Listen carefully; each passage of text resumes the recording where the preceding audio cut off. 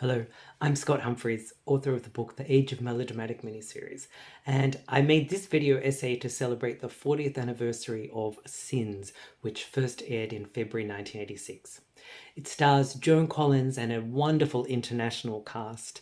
It has some great European locations and an epic story of romance, revenge, and fashion. I hope you enjoyed the video.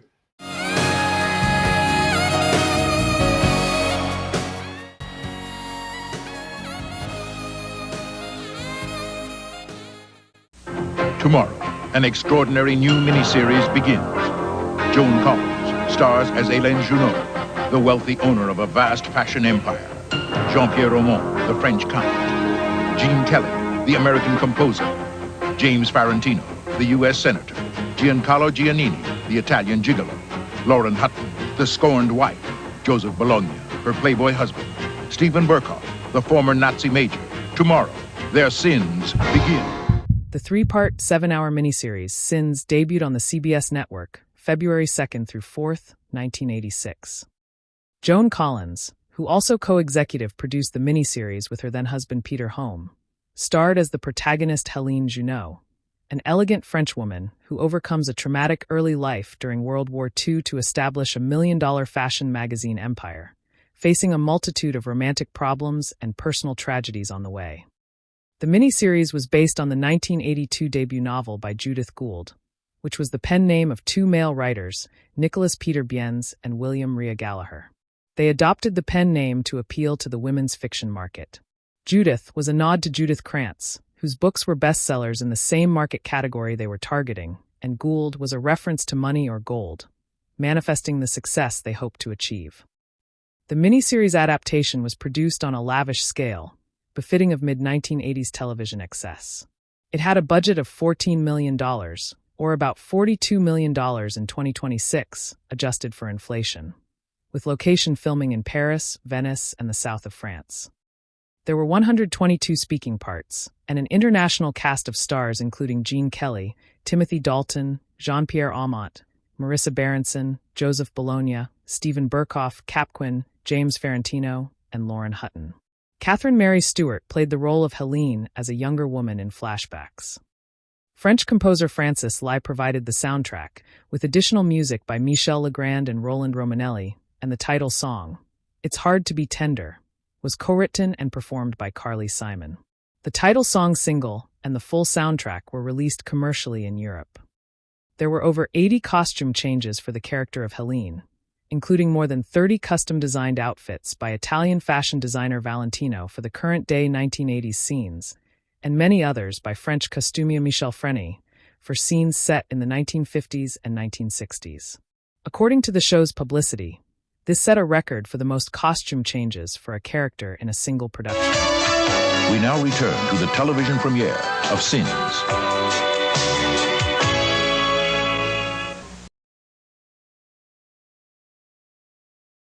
Sins was a key example of the glamorous aesthetics and hyper-consumerist zeitgeist of the 1980s. It reflected the tone of glossy women's magazines and television programs like Dynasty, as well as the multi-million-dollar fashion and cosmetics industries, whose advertising supported those glossy magazines and television programs. If we look at the aesthetics and narrative style of Sins, we can see its origins in 4 distinct elements of popular culture. First, historical women's cinema or women's films, especially the more glamorous melodramas. Second, the so-called sex and shopping or bonkbuster subgenre of romance novels. Third, the limited-run mini-series, a television format which began in the 1970s and reached peak popularity by the mid-80s. And the last element, although certainly not the least, was the popularity of Joan Collins herself. Let's briefly consider how each of these 4 elements contributed to the development of Sins. And if you want to know more about any of these 4 cultural elements, some recommended reading is included. The details are in the video description below. The first element is the so-called women's film. This term is mostly associated with weepy or tear-jerker melodramas of the 1930s, 40s, and 50s. Some of those films focused on women's domestic and family problems, but many others, the ones that are most relevant to Sins, presented an aspirational depiction of liberated women characters who worked for a living, sometimes out of necessity and sometimes out of ambition. They were often shown to rise from difficult circumstances, competing in a male-dominated world to achieve financial success and independence, usually in glamorous or fashion-based businesses. This success, however, was often shown to present a conflict with their personal lives, especially in terms of romance. One movie of particular interest in the context of Sins is the 1955 melodrama Lucy Gallant. Jane Wyman plays a chic woman who has been let down romantically and finds herself stranded in a Texan oil boom town. She uses her fashion sense and business mind to establish a highly successful clothing store. The conflict arises when her suitor, Charlton Heston, demands that she give up her business to be a traditional wife for him.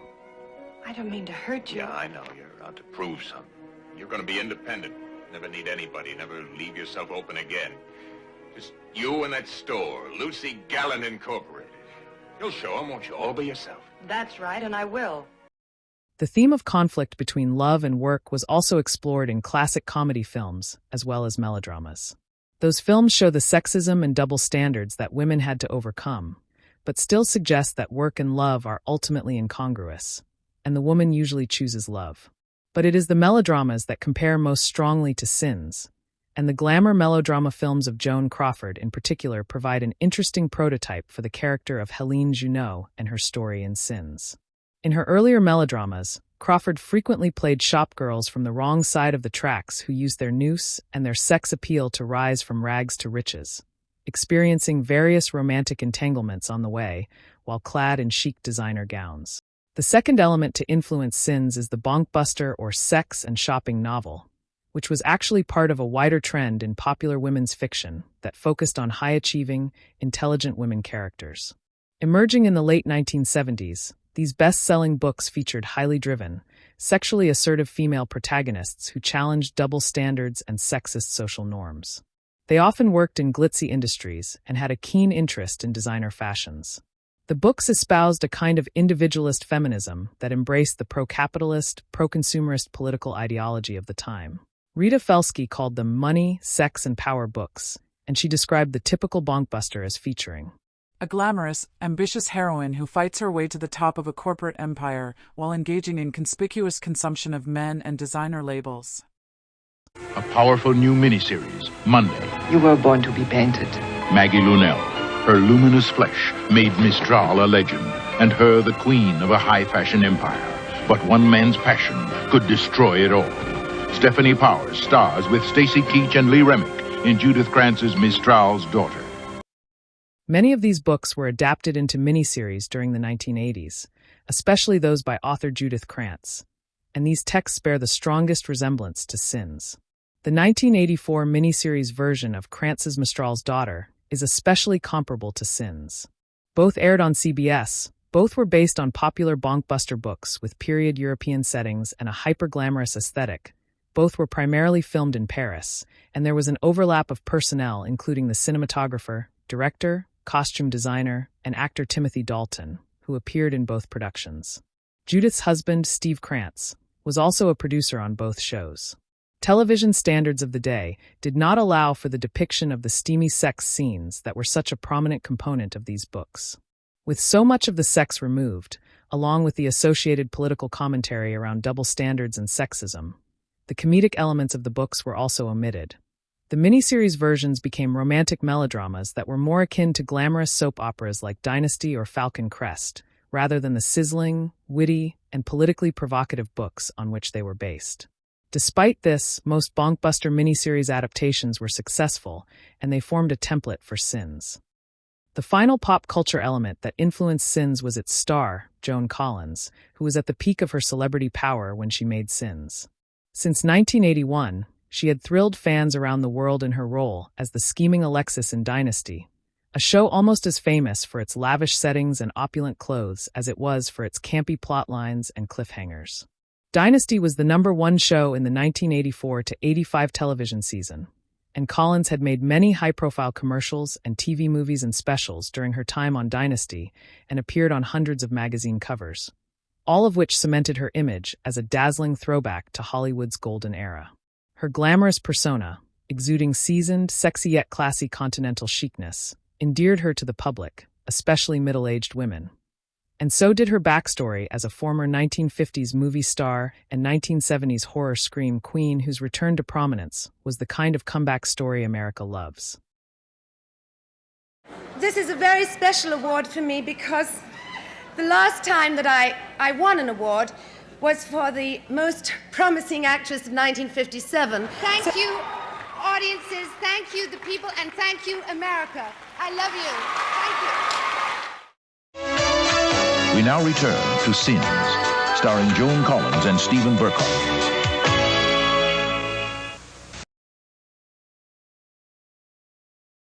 Sins starts off in the present day with a flurry of Concorde jet-setting and business intrigue.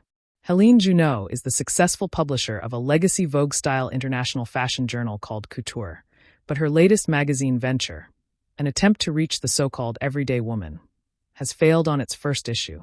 We are introduced to her brother and business partner Edmund, played by Timothy Dalton, her friends Luba, editor of Couture, played by Marissa Berenson, and photographer Jacques, William Allen Young.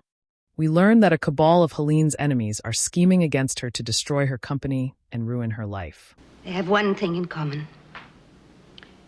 They all hate me. Through flashbacks, we see Helene's life history unfold, including how each of these enemies came about. Young Hélène, played by Catherine Mary Stewart, loses her parents in rural France during World War II. Her father disappears fighting with the resistance, and in rather graphic scenes, her pregnant mother is beaten to death by the Nazis. Before she dies, their mother tells Hélène and Edmund to look after their younger sister and to do whatever they have to do to survive, knowing that God will forgive them. Their younger sister is killed and Hélène is separated from Edmund. She is tortured by the Nazis, making an enemy of sadistic Karl von Eiterfeld, Stephen Burkhoff. After the war, Hélène works as a seamstress and falls in love with sexually confused aristocrat Hubert de Ville, Neil Dixon. Their love affair ends in humiliation, and Hélène makes her second lifelong enemy. You would actually marry this little girl. You'd marry this little seamstress because she makes you feel like a man. What? Nobody else ever has. Have they? I know. Because I've had the women you've tried with. Decamping to 1950s Paris, Hélène meets gay American émigré photographer Jacques and becomes a fashion model. I think you should be a fashion model. And if you're interested, come and see me in my atelier Monday morning. It's right up the street. Hélène works her way up to a managerial role in a chic Chanel-like fashion house. Joan Collins takes over the role at this point. Hélène meets and falls in love with American soldier and aspiring politician David, James Valentino. You see, for the first time in my life, I realize what love is and how beautiful it can be. She is later told that he was killed in Vietnam.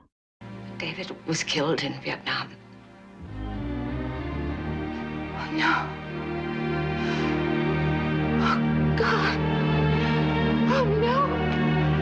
Determined to find her missing brother Edmund, Hélène becomes the mistress to the Count de Ville, the cruel and corrupt father of her first love Hubert de Ville. Oh, slut.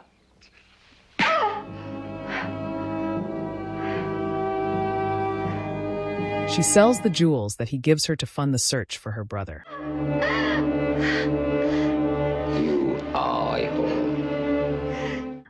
Hélène finds Edmund, nurses him back to health with the help of a devoted nun who later becomes his wife and mother of his daughter Natalie, and together they hunt down the Nazi von Eiterfeld to have him charged with war crimes. I want that Nazi. Von Eiterfeld is imprisoned and swears revenge. This isn't the end between us. You'll never be free of me as long as you live. What you suffered as a child will seem like paradise before I'm through with you. Hélène falls in love with and marries an older musical composer, played by Gene Kelly. But he is tragically killed by the jealous Hubert de Ville. Pregnant, Hélène later miscarries her child, and is told she can never carry a child to full term as a result of her wartime assaults.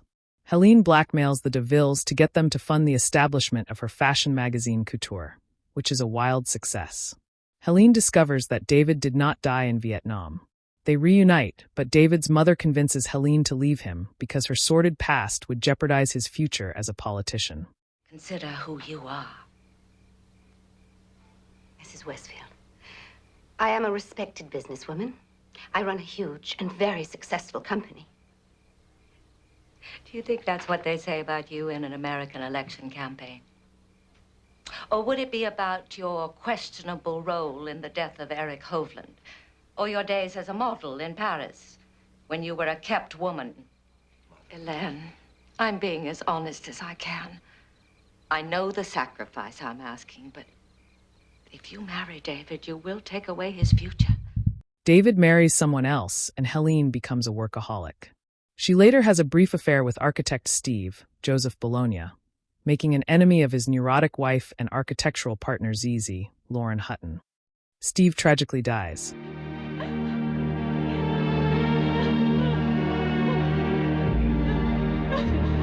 You killed my husband. Helene also makes an enemy of Marcello, a charming but vengeful Italian business associate who cheats her magazine out of money. I'll take both you ladies to dinner and to bed. If you will have me. Dinner will be fine, Marcello. I'll make a vow. Marcello Ditri will revenge himself for this insult. Back in the present day, Helene and Edmund overcome their enemies, and Helene survives a series of brutal attempts on her life. This brings her back together with David, and they reunite. Helene also decides to hand over her business to her niece Natalie, who she feels is more in touch with the everyday woman that the new magazine needs to reach. David and Helene live happily ever after.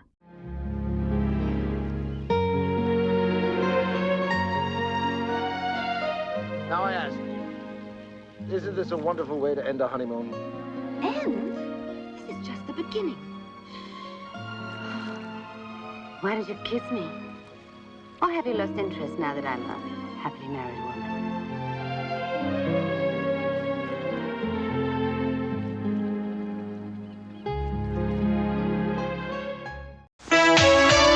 We now return to Sins, starring Joan Collins.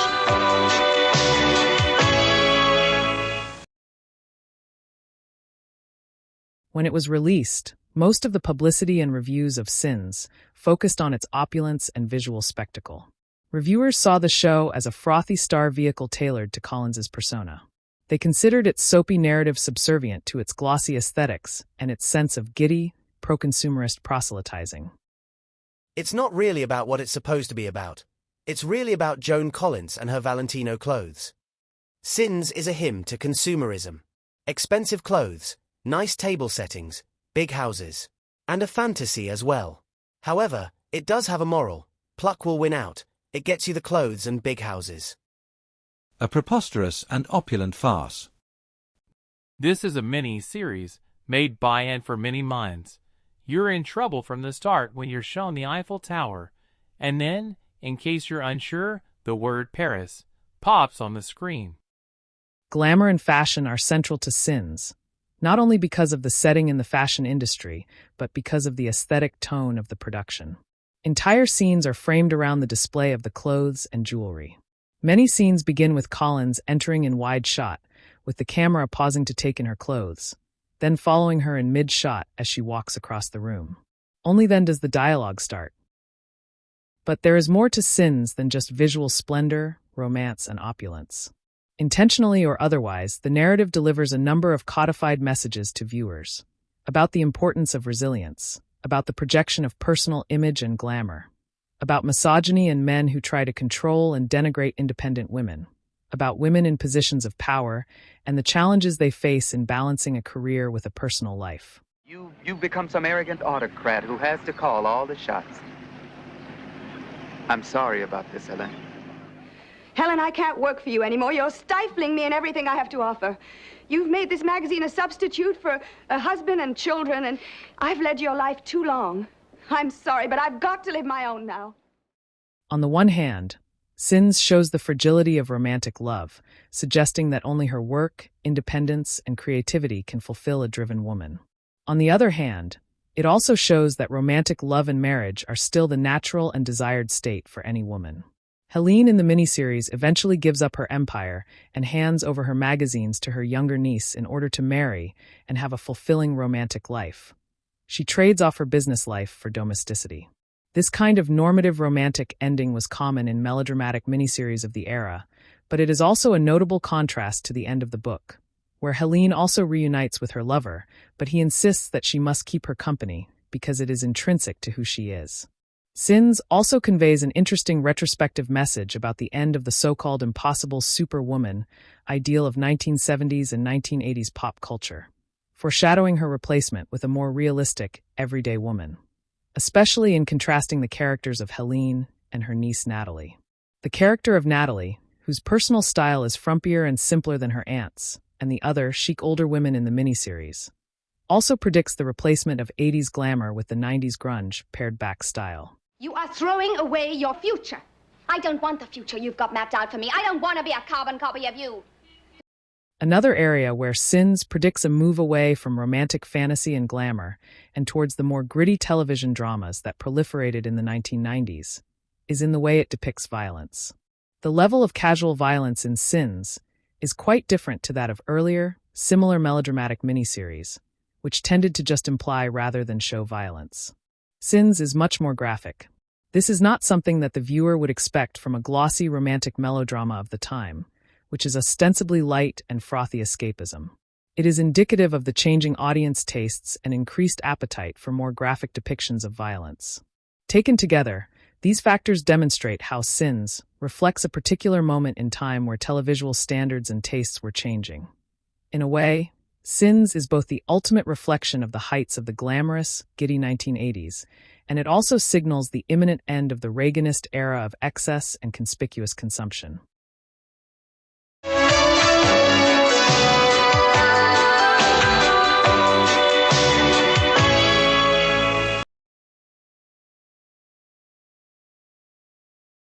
Sins aired February 2nd to 4th, 1986 on CBS, in direct competition with an even bigger budget epic miniseries, Peter the Great on NBC.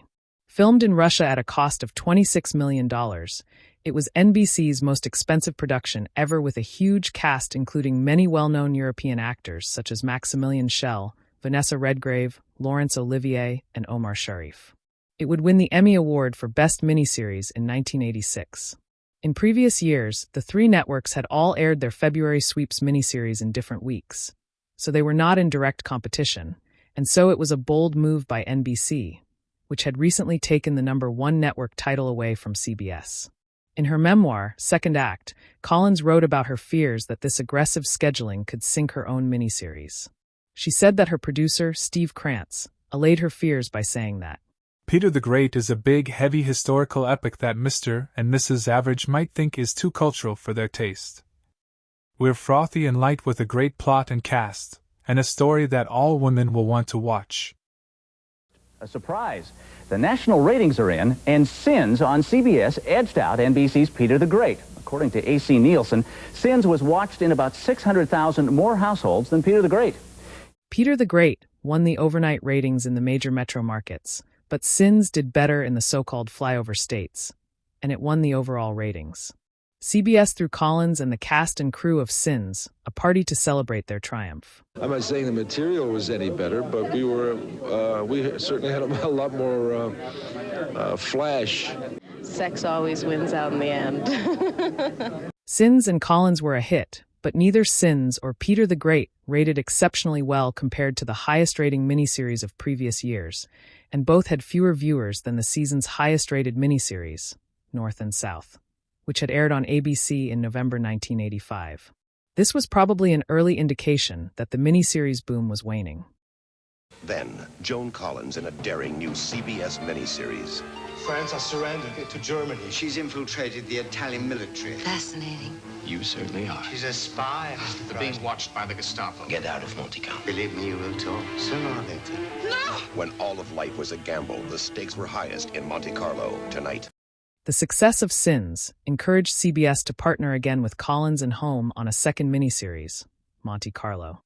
Although not a sequel to Sins, the two-episode 4-hour Monte Carlo, shared many similarities with the earlier miniseries.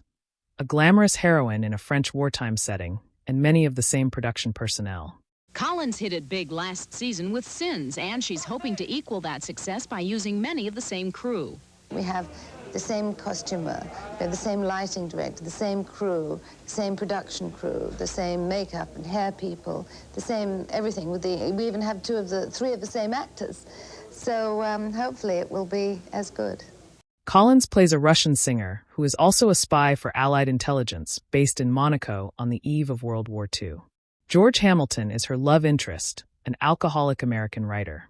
Various love affairs and espionage intrigues pad out the plot, which is sort of like Casablanca meets Falcon Crest, in the pages of a vintage issue of Vogue magazine. New York Times television critic summarized the miniseries as follows. Monte Carlo gives us the beginnings of World War II as they might have been conceived and executed by a couturier. This second miniseries is just as frothy and glamorous as Sins, with beautiful clothes, beautiful locations, and a beautiful cast. It is more tightly written than Sins, and arguably, it offers more overtly camp moments than Sins, such as Joan Collins singing. Despite this, Monte Carlo was both too similar to Sins, and also somehow not as spectacular, not as sweeping, not as excessively luxuriant as Sins was. In a way, this follow-up is a good example of how hard it is to replicate a successful melodrama formula. It is not just about the look or the stars or the story. There is an element of kismet or stardust involved in successfully launching a popular melodrama hit. Monte Carlo aired on November 1986, just 9 months after Sins, and against Collins's own wishes, who had asked the network to hold it over for the following February sweeps.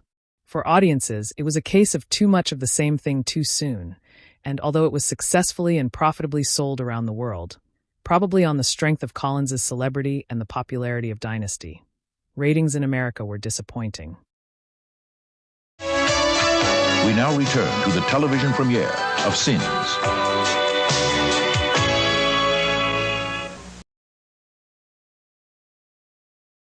Other than a 1991 reunion for Dynasty, which was canceled in 1989, Collins never made another miniseries and has not co-produced any other projects since Monte Carlo.